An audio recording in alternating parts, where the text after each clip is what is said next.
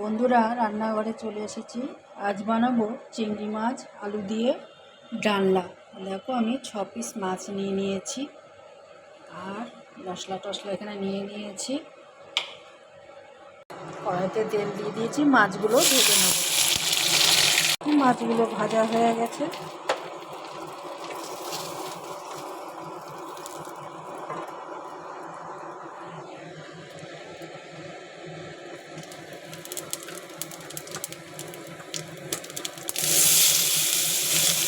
আলুগুলো ভাজা হয়ে গেছে, পেঁয়াজগুলো দিয়ে দিলাম।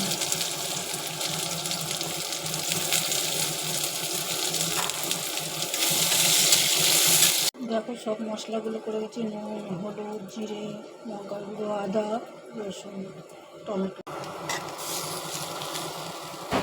মশলাটা দিয়ে কষে নিচ্ছি। একটু চিনি দিয়ে দিলাম, একটু মিষ্টি মিষ্টি হয়, ভালো লাগে। দেখো, মশলাটায় তেল ছেড়ে দিয়েছে প্রায়।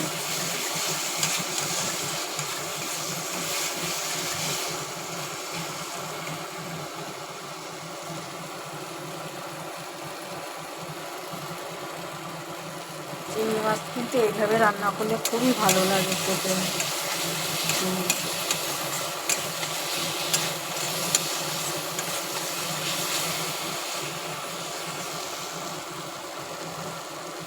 দেখো বন্ধুরা, তেল ছেড়ে দিয়েছে। এবার আমি জল দিয়ে দেবো,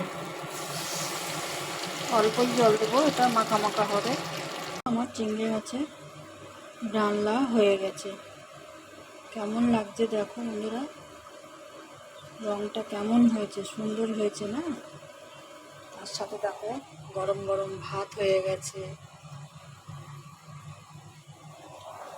আর হচ্ছে এখানে কুমড়ো দিয়ে, আলু দিয়ে, কড়াইশুঁটি দিয়ে তরকারি।